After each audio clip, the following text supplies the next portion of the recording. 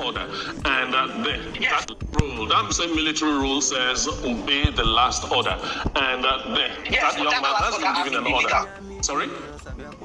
That order has to be legal. He cannot obey another to assassinate the president or to go and rape someone or to go and do whatever, to strip naked. It has to be a legal order. Okay. So there has to be a legality to that order. Now, the military officer can be deployed to defend a public property. It can be deployed to defend Wike's office. That is public property. That is the property of the federal government. But the only person that stands to be armed in that particular exchange was the retired admiral who seemed to be wrangling his military authority in that situation by putting a young boy into that scenario. So it is about the legality of the order. So that is why, I am happy that you mentioned it earlier that the federal government has ordered the probe, because the Minister of Defense said that they are going to defend him. So that means they have to defend the legality of the order. So they have to let us know the chain of command, because the president is the only one that can order the military into anything.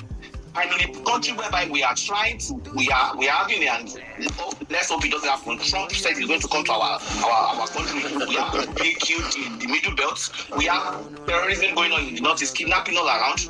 We are deploying a member of the military being paid by the taxpayers to defend the land of a man who is now a civilian in contravention of the authority of the federal capital territory. Is that what we want to turn the country into, a land of lawlessness where the military is above the law? I have so many experiences with the military and with the legal order, and I'll tell you a story. This story was experienced by myself, a friend of mine, Danny Young, and Danny Shitu. Yes, the player, that defender, that played for Nigeria. We were in the hotel, and a soldier just came back from Sambisa Forest. We said he should come and hang out with us. While seated, a man walked in, called the soldier to come over, and said that the soldier, that he is a general, that the soldier should give up his seat for his girlfriend. And this boy got so irate through a lot of tantrums, which we even thought was excessive. But guess what? At the end of the day, that boy was arrested. They caused a lot of traffic on the exit from a hotel that we were even scared. We were trembling. We were almost peeing in our pants. And then that boy got arrested. For 6 months, nobody knew where he was. Even when he was able to sneak to text us, it was like trying to help us, tell us to help him announce what was being done to him. This telling that boy to give up his seat for his girlfriend is an illegal order. He didn't have the right to uphold it. But guess what? He was punished and nobody did anything. Even though the armed forces and the military rule is against that. The laws are in the book. It is not about the opinion of the Minister of Defense or the opinion of the Chief of Army Staff or the opinion of the retired admiral. It is in the books. They have written it down that everybody has to play by it.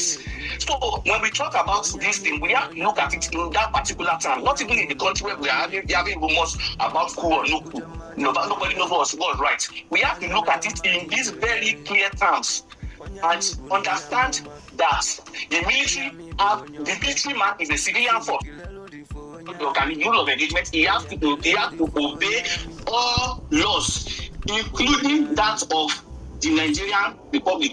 The military man cannot run a red light and expect not to be stopped. There was even a case in the United States where a military man in uniform coming from his deployment was stopped and peppered straight and even abused by the police.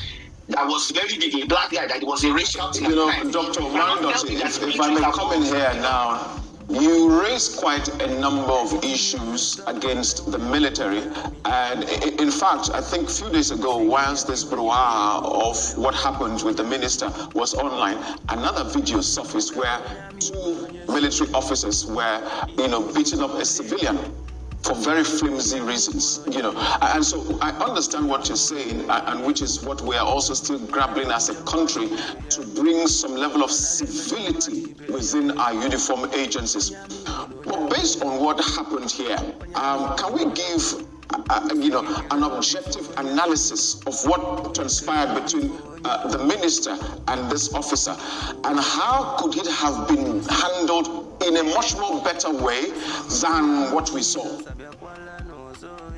The only way it could have been handled in a much more better way was that when the members of the first FCT authority came to serve him his papers, he should duly accept that paper, and as a law-abiding citizen that Admiral Gabo was supposed to have been, gone to court to defend his rights or send a plea and try to negotiate.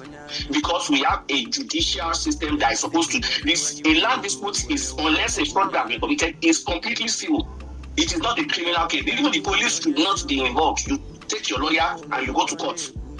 When the moment they refused to act that way, Mr. Wike, in my own estimation, probably felt he needed to take the extraordinary decision of going there to confront and bring in the camera, because he knows he will get the news and he will get Nigerians talking. So the fact that Nigerians, some who probably have developed a form of retrograde amnesia about the military rule in the 90s, maybe they are seeming so romantic about this guy who is standing there. And you know one thing, that was a complete Kalakuta show. In that song, one of the first lines that Bella said was that, look at the man in the waka, hungry, they run for his face. That guy does not even recognize that he is also a victim of a defective system. Can you boss in TVC tell you to go and be a bodyguard for his son because you are strong? Can your boss tell you to go and cook him ofe salad or sweet his room? Absolutely not. You said you write a lot. Can your boss tell you to go and help him write something without paying you? So how come we allow people to this? I mean, this guy was employed by the Nigerian government, and we are allowing him to be deployed for the private need of a man, a civilian. Even if he was the chief of military chief of army staff, he still does not have the right to deploy him on private things. You will know that when family washes his car and probably sweeps his room and probably washes his clothes for him.